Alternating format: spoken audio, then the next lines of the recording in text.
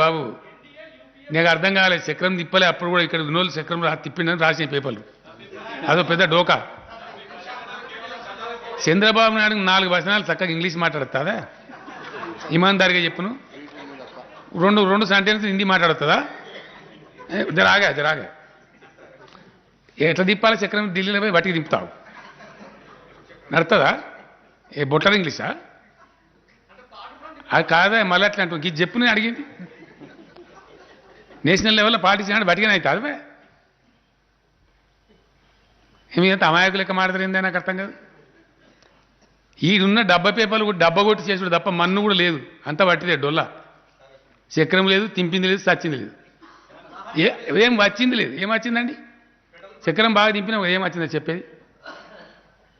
ఇంకా నేను చెప్తున్నా కదా, ఐటీ కూడా